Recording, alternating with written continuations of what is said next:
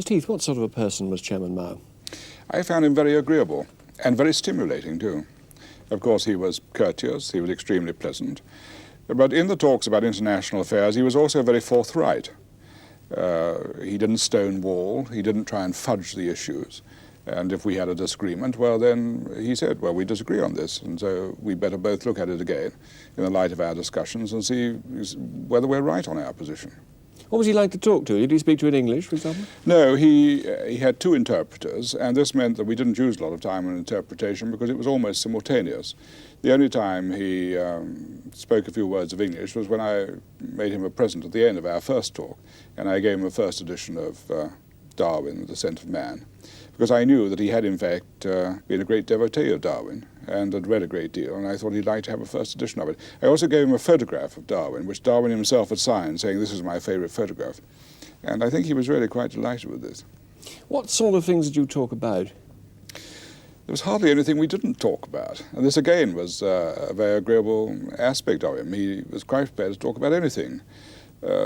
Sometimes, about the past, he said, well, don't let's waste a lot of time on that, because you ought to be thinking about the future. You can learn lessons from the past, but what we've got to do is to consider the world in which we now live, and we're not really concerned with the 19th century and so on. One sometimes wonders at this distance from China what we in Britain have gained from Chairman Mao. What do you think we've gained from him? Well, overall, that's a very big question, isn't it? My view is that the West gains from having a China which is united and which is stable. Because in any part of the world today in which we see conflict and disintegration, there is danger, because it means that somebody will try to step into the vacuum. And in the course of that, in power politics, there's a danger of mistakes and misunderstandings, which then broaden that conflict, and any of us can become involved. So in that he created a united China, I think that that was of benefit to us. And I think it's very important that the unity of China should be maintained. Of course, there's no doubt about it also that looking at the whole pattern of the world strategy, and Mao Tse Tung always talked in these terms, then where the Soviet Union can be a threat to the West, to have a strong China on the Soviet Union east flank is also of importance. Any strategist must realize this. Personally, I found it, as I said, very stimulating to talk to him because he never looked at any problem in isolation. It was always in the context of the strategy of the world as a whole.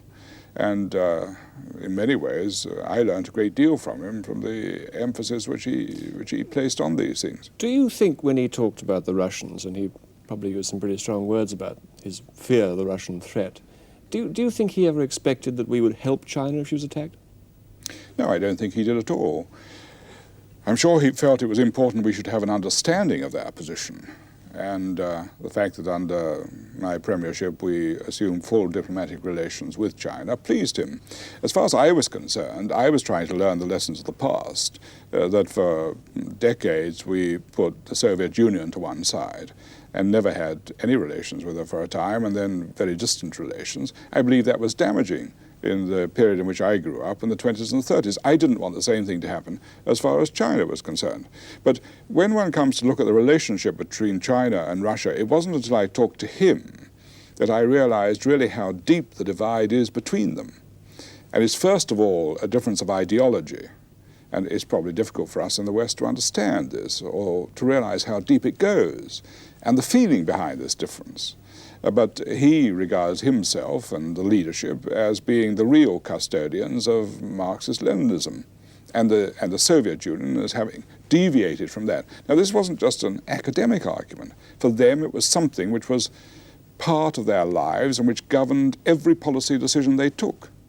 The other thing which emerged so clearly and had very deep emotion behind it was that they'd been let down by the Russians in 1958, when without any warning they withdrew their technicians and their aid and everything else that they were doing, and they left them exposed. And he said to me the first time he talked to me, but you have a phrase for it, don't you?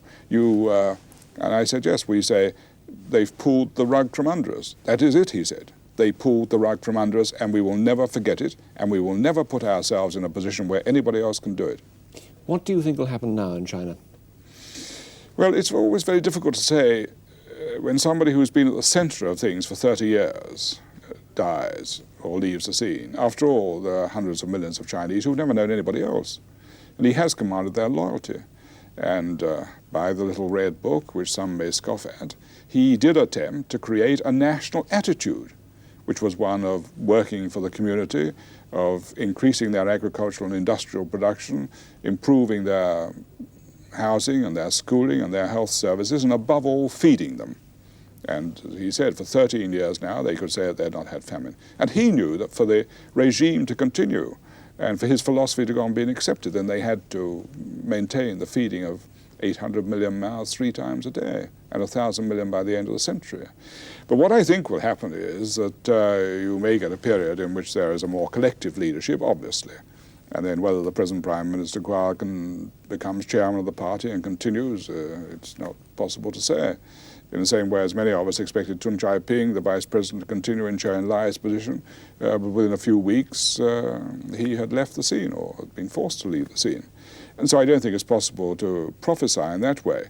What I think is important is that there are forces in China which recognize, indeed feel deeply about the Soviet threat from the West, and that the only way they can be strong against this is to have Chinese unity. And the people who must realize that above all are the armed forces. And so I think that the armed forces will provide a framework in which Chinese unity can be maintained. And no doubt they will say to the politicians, all right, you can have your differences as to whether you're going to have incentives here or equalization there and how you're going to allocate your resources. But this has got to be done in the context of maintaining Chinese unity and a strength which will be able to contain any Russian attempts at getting control of us. Mao Tse Tung was quite convinced that the Russians would always try to get control of China, not necessarily by a frontal attack. But he said to me in my first talk, you must realize that Lin Piao, one of our colleagues, was sitting round here in this horseshoe talking to us just like you are. And then we suddenly find that he was, in fact, under the control of the Russians. Well, that sort of sent a slight shiver down my spine because I looked around the horseshoe and I thought, well, now, is there perhaps somebody else here who is in that position unbeknown to everybody? That is the atmosphere, obviously, of any authoritarian regime.